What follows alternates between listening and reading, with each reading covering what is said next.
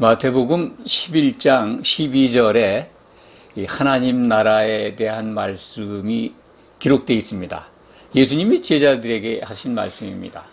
하나님 나라는 세례 요한 때부터 침노를 당한다.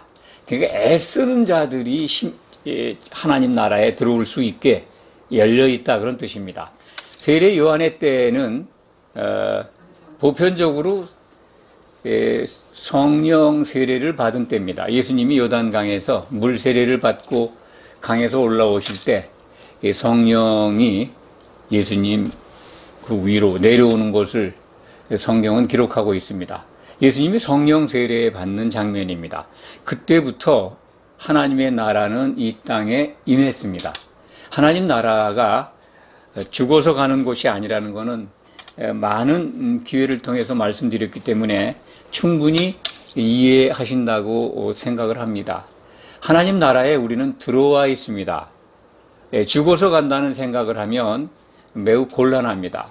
그리고 하나님 나라에 가기 전에 그래서 종말 때가 되고 마지막 때가 되면 휴거돼야 된다라고 많은 사람들이 생각을 합니다. 그래야 천국 간다. 휴거 자체를 구원으로 오해하는 그러한 생각에서 나온 교훈입니다. 하나님 나라는 여기 있다 저기 있다고 할 수가 없습니다. 예수님이 그렇게 말씀하셨습니다. 이미 너희 안에 임해 있다라고 누가복음 17장 21절에 기록이 되어 있습니다. 하나님의 나라에서 하나님은 우리를 통치하고 계십니다. 신약 성경에 기록되어 있는 하나님의 나라의 그 내용들, 그 쓰인 언어의 정확한 뜻을 이렇게 살펴보면 두 가지로 사용되고 있습니다. 하나는 하나님이 통치하는 영역으로 쓰일 때가 있고, 다른 하나는 하나님의 통치 그 자체를 말씀할 경우가 있습니다. 그렇기 때문에 하나님이 통치하는 영역 가운데 통치하는 것이 다 하나님의 나라, 하나님의 왕국으로 이렇게 표현되어 있습니다. 원래 그 원문적 표현은 하나님의 왕국입니다. 하늘들의 왕국 또는 하나님의 왕국. 그런데 마태복음은 이제 그것을 천국이라고, 우리말 성경 번역만 천국으로 이렇게 번역을 해 놓았습니다. 원문은 하나님의 왕국입니다. 또는 하늘들의 왕국. 이렇게 우리가 이해하고 늘 기억하고 있으면 틀림이 없습니다. 하나님은 하나님 나라 영역 안에서 통치를 하고 계신데, 이 통치를 한 결과를 성경은 또 우리에게 자세하게 보여주고 있습니다. 하나님이 하나님 나라에서 무엇을 하시는가, 무엇을 얻고자 하시는가, 무엇을 이루고자 하시는가를 알아야 합니다. 그러면 우리의 신앙이 가짜 교훈들에 또는 사람이 만든 것에 휘말려서 우왕좌왕, 갈팡질팡 방향을 잃고 헤매지 않습니다. 이 바다를 항해하는 배가 나침판이 있고 또 깨어있는 선원들이 있으면 좌초되지 않을 것입니다. 물론 심한 풍랑을 만나면 어려움을 겪겠지만은 방향을 알고 있다면, 방향을 알고 깨어있는 선원들이 힘을 합쳐서 올바로 간다면 좌초하지 않고 목적지에 이를 거라고 봅니다. 하나님 나라 안에서 하나님이 하시는 일은 딱 한 가지입니다. 우리는 여러 가지로 생각할 수 있습니다만 하나님은 통치의 결과물을 성경 마지막 책에서 우리에게 보여주고 있습니다. 그것을 통해서 하나님이 뭐를 하시는가를 아주 밝히 알 수가 있습니다. 그 하나님의 통치 결과물이 처음 등장하는 것이 요한계시록 19장 6절 이하입니다. 7절 말씀을 보면 크게 기뻐하라. 어린 양의 혼인 기약이 이르렀고, 혼인 날이 이른 거죠. 그 신부가 자기를 단장했다. 그래서 즐거워하고 기뻐해라. 하나님은 그 단장된 신부에게 빛나고 깨끗한 한 세마포 옷을 입도록 허락하셨다. 이것이 이제 요한계시록 19장 6절 이하에 기록된 말씀입니다. 거기에 혼인잔치에 참여하는 자들은 참 복이 있다. 최고의 복을 받는다라는 말씀이 19장 9절에 기록되어 있습니다. 그러니까 성도들이 받아야 될 최고의 복은 그 어린 양의 혼인잔치에 들어가는 그러한 영광, 또 한벌 세마포 옷을 여러 성도들이 함께 입는 것, 그것이 최고의 복이라는 말씀입니다. 또 요한계시록 21장에서는 그 신부로 단장된 하나님의 통치의 결과물을 새 예루살렘 성으로 보여주고 있습니다. 그러니까 한쪽에서는 어린 양의 신부로 설명하면서 한벌 세마포 옷을 입은 성도들을 보여주시는가 하면 계시록 21장에서는 하늘에서 날아오는, 셋째 하늘에서 내려오는 어린 양의 신부, 곧 새 예루살렘 성, 하늘의 도성을 보여줍니다. 그 하늘의 도성을 보면 규모가 나와 있습니다. 새 예루살렘의 크기가 정확하게 얼마만큼 되는지 높이와 넓이를 가로 세로 높이와 넓이도 나와 있죠. 높이도 나와 있습니다. 가로와 세로도 나와 있습니다. 그 길이를 알려줍니다. 정사각형이죠. 2,400km 정도 되는 규모입니다. 그렇게 이 벽옥으로 벽을 쌓아가지고 내려오는데 그 안은 모두 정금이더라 라고 하는 것을 아주 컬러로 우리에게 아주 자세하게 보여주고 있습니다. 하나님이 통치하신 결과물입니다. 새 예루살렘 성. 그런데 교회는 상당 기간 동안 교회가 해야 될 일을 하나님의 통치 범위 안에 있는 하나님이 목표하신 것에서 좀 벗어나서 생각을 해온 것 같습니다. 그래서 하나님의 일을 하나님 나라의 확장으로 오해해 왔습니다.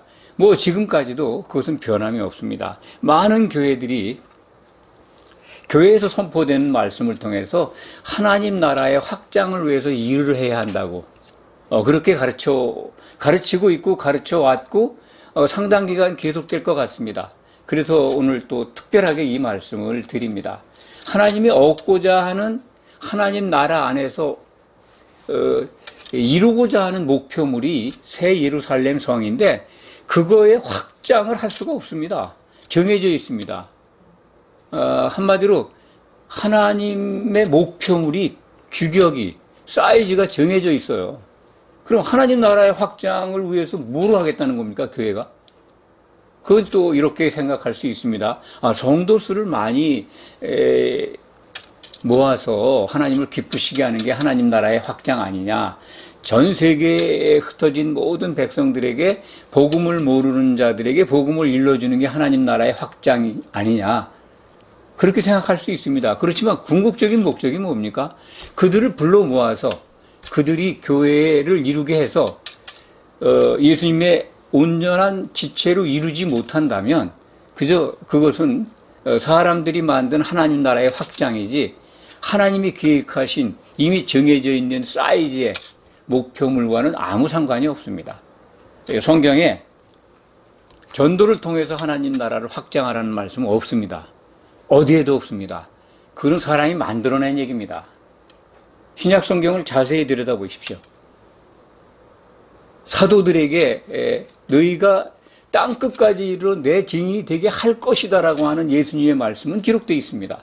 그들은 그래서 이 성경을 기록을 해서 이것을 통해서 하나님은 복음을 땅끝까지 지금 알게 하셨습니다.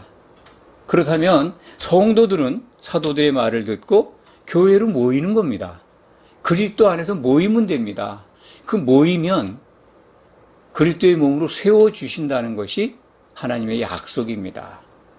교회는 세상의 것, 세상에 있는 것들을 너무 분별 없이 받아들였습니다. 그러니까 교회의 부흥, 교회의 성장, 곧 하나님 나라의 확장, 하나님이 기뻐하시는 일로 접목하다 보니까 세상이 이 환호하는, 좋아하는 것과 같아졌습니다. 세상에 가장 세상에서 가장 인정받고 사람들이 박수치는 게 뭡니까? 또 자기 스스로들도, 인간 스스로들도 성취감을 느끼고 막 보람을 느끼고 만족감을 느끼는 게 뭡니까? 아주 그냥 뭐 이 보편적으로 그것은 돈입니다. 돈. 풍요잖아요. 다른 사람들보다 내가 풍요로운 거. 그리고 그 풍요만 가지고 있으면 뭐든지 다 할 수 있는 세상이 돼버렸잖아요. 교회도 그 세상이 참 전가의 보도로 가장 좋아하는 그 돈, 물질, 풍요를 닮아온 겁니다. 교회도 성도 수가 많이 늘고 헌금도 많이 늘고 그래서 그것 가지고 교회도 크게 짓고 한마디로 빛과 번쩍하게 지어놓으면 그것이 성취로 알고 하나님이 기뻐하시는 일로 알고 하나님의 나라가 확장되는데 기여하고 있는 걸로 스스로 만족하고 있다 이런 얘기입니다. 그러니까 하나님은 그 일을 통해서 하나님의 목표물을 완성해가는 그 일을 통해서 우리에게 여러 가지 과정 속에 있는 일들을 계시록을 통해 주셨습니다. 그래서 요한계시록을 들여다보면 하나님이 모든 걸 이루시기 전까지 이러이러이런 과정이 있구나 하는 걸 알게 됩니다. 요한계시록뿐만 아니라 신약성경을 통해서 보면 예수님이 다시 오신다는 약속을 하셨고 오시기 전에 이러이러한 일들이 있는데 그런 것들이 지나가야 하나님이 계획하신 일들이 다 완성된다는 겁니다. 그 요한계시록 21장 6절에 보시면 하나님이 그 새 예루살렘 도성을 보시고 하늘에서 내려오는 그 어린 양의 신부를 보시고 하시는 말씀이 있어요. 다 이루었도다. 최고로 만족하시는 겁니다. 내가 창세 전에 계획한 일을 다 이뤘다는 거예요.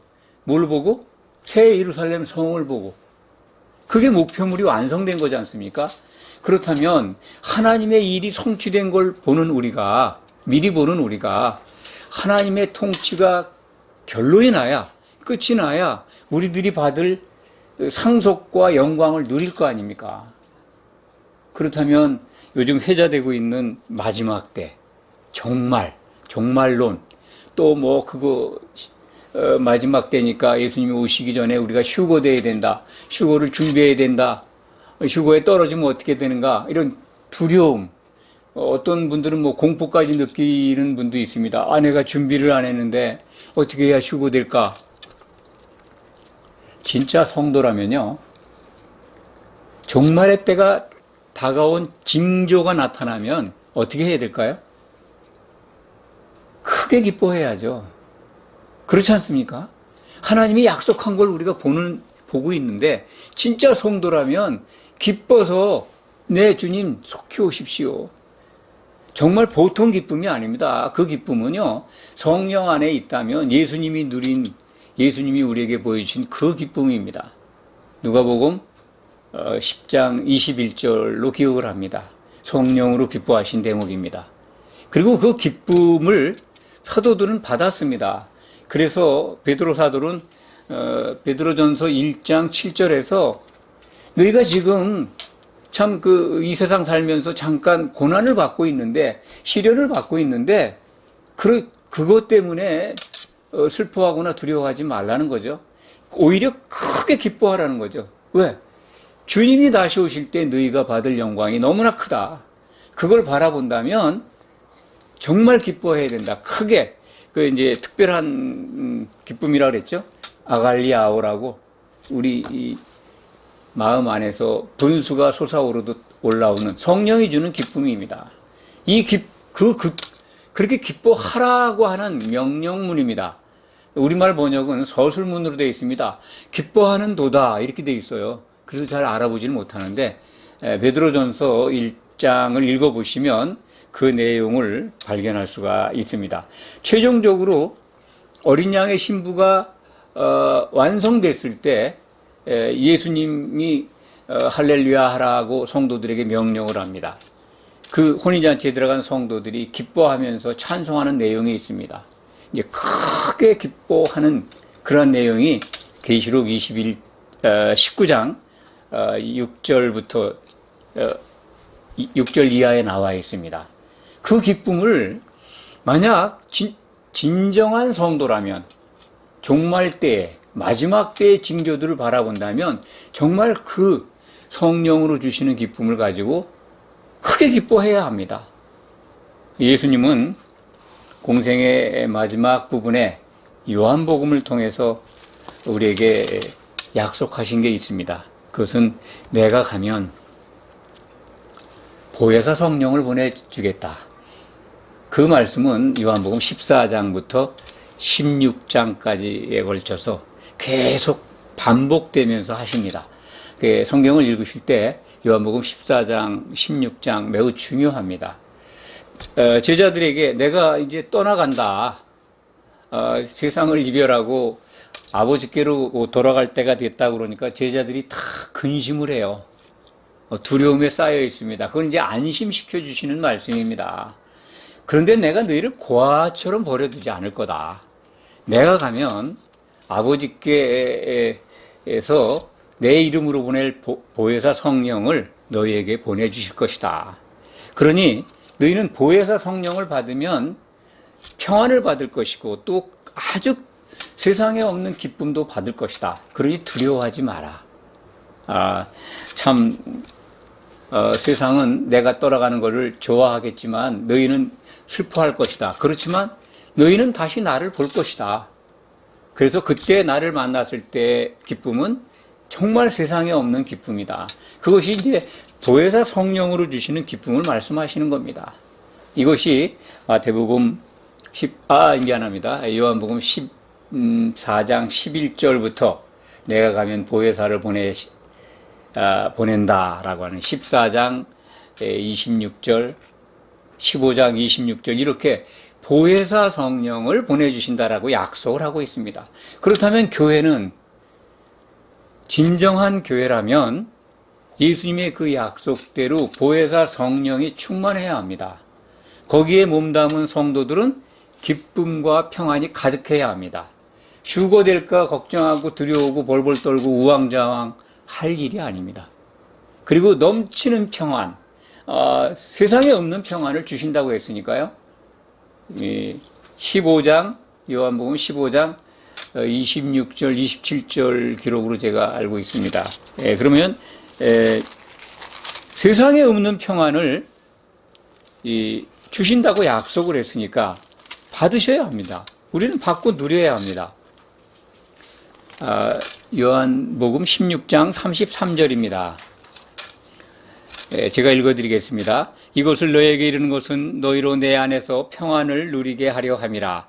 세상에서는 너희가 환난을 당하나 담대하라. 내가 세상을 이기었노라. 세상에 없는 평안을 주시는데 예수님이 다시 아버지께로 복귀하셔서 하나님 보좌로 복귀하셔서 보혜사 성령을 보내주시면 예수님의 평안을 우리가 받게 된다는 겁니다. 예수님은 그 약속을 지키셨습니다. 오순절날 성령 강림을 통해서 교회에 보혜사 성령을 부어주셨습니다. 그 성령은 에베소서 4장 3절에 보면 성령이 뭐 하시는 분인가? 요한복음 14장 이하에서 우리가 알 수 있습니다만 신약성경 다른 곳에서는 성령의 열매라든지 성령의 하는 일을 우리에게 자세히 알려줍니다. 에베소서 4장 3절은 성령은 성도들을 하나 되게 하시는 분이다. 그리스도의 생각으로 같아지게 하시는 분이죠. 또 오늘 우리가 본문으로 읽은 에베소서 5장 15절부터 21절 사이에는 성령 충만에 관한 매뉴얼을 우리에게 주시는 겁니다. 그것이 바로 우리가 오늘 제목을 이렇게 정했습니다. 마지막 때 성령 충만의 로드맵이라. 성령 충만한 길을 성경은 우리에게 일러주시는데 그것이 어디에 기록되어 있냐면 에베소서 5장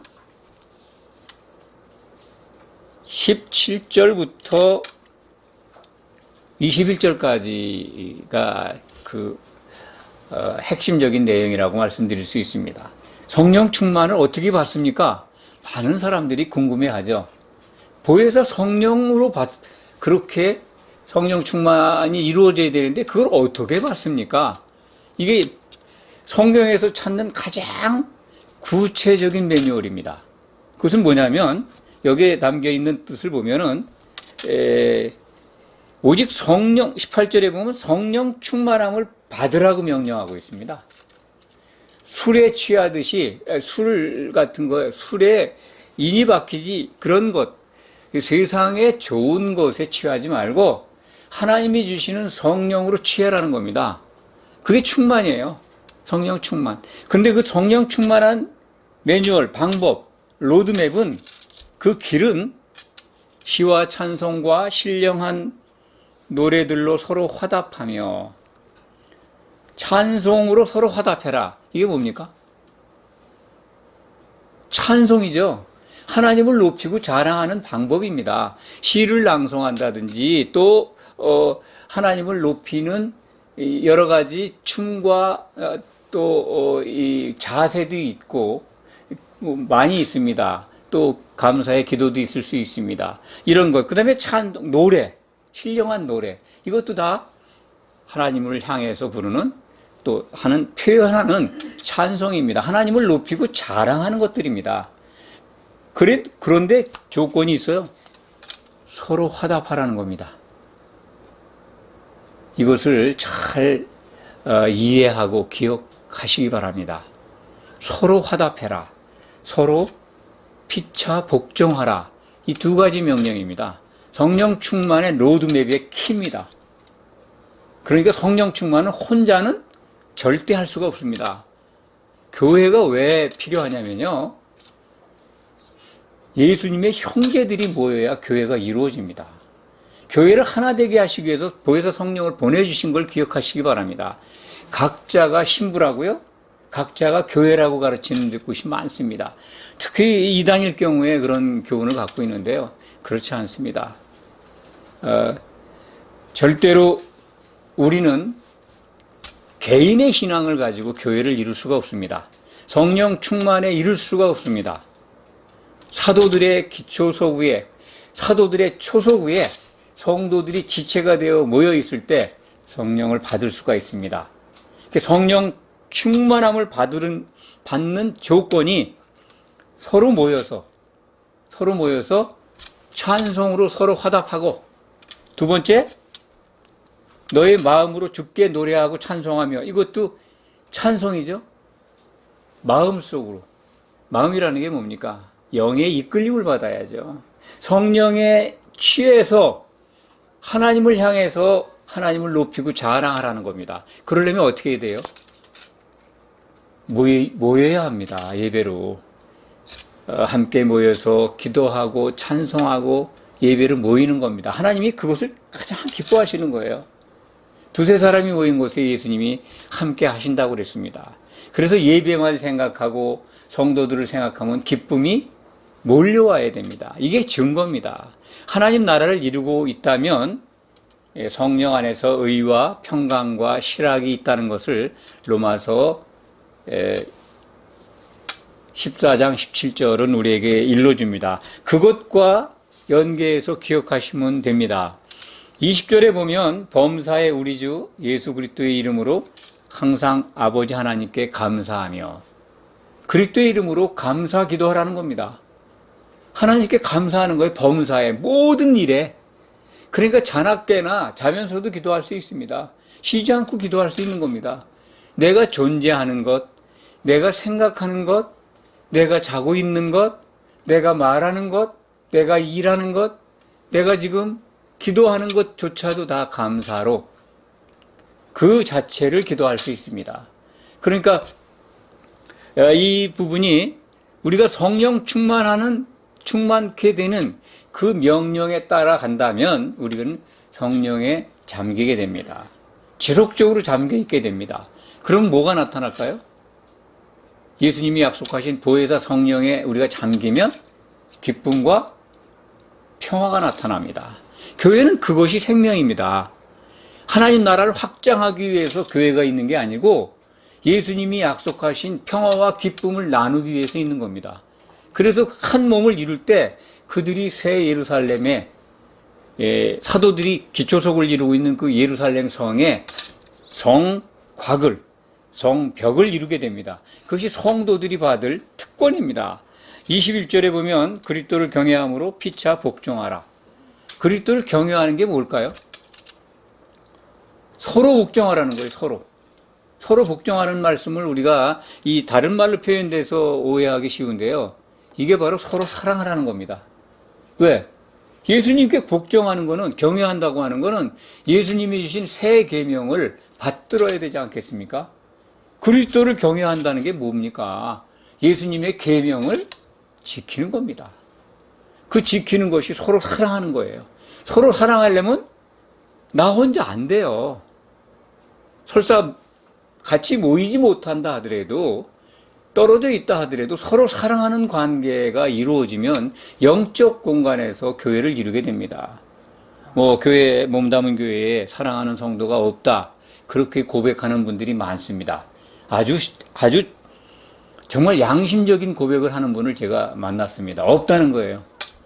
1000명이 넘는 교회인데 정말 그리스도 안에서 내가 사랑하는 형제가 없다. 양심을 걸고 얘기하는데 없다. 그럼 영적 공간에서 누군가를 사랑해야 합니다. 그래야 그것이 서로 화답하는 관계고 서로 복종하는 관계다. 예수님을 경외하는 새 계명을 지키게 되는 겁니다. 그게 이루어지지 않는다면 지금이라도 깨어서 성령 충만이 무엇인가를 다시 배우시기 바랍니다. 그렇게 제가 권면을 한 바 있습니다. 많은 성도님들이 이 부분을 오해하고 있는데, 교회 출석하고 성도로서 인사 잘하고 서로 공경하고 아주 공손하고 그리고 친절하고 배려하는 것이 예수님을 경외함으로 피차 복종하는 게 아닙니다. 아가페 사랑으로 사랑하는 겁니다. 그런 상대가 있습니까? 교회 안에? 없으면 이제 오늘 말씀을 가지고 성령 충만하지 못한 것을 인정하시기 바랍니다. 성령 충만하다면요, 기쁨과 평안이 몰려오고, 그래서 종말 때가 됐다고 두려워하지 않고 아쉬워하지 않습니다. 누구보다도 기뻐합니다. 그리고 형제 사랑이 더 뜨거워질 겁니다. 이것이 증거입니다. 오늘 말씀을 정리합니다.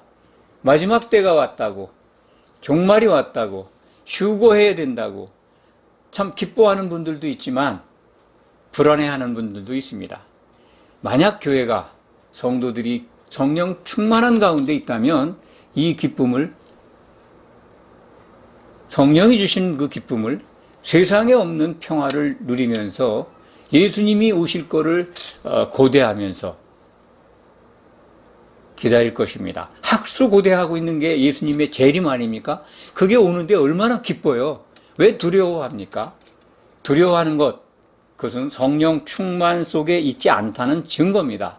성령 충만한 길이 성경에 이렇게 매뉴얼이, 로드맵이 우리에게 주어져 있습니다. 이것을 주목해서 보시면서 정말 서로 사랑하는, 그래서 항상 모이기를 힘쓰는, 모여야 됩니다.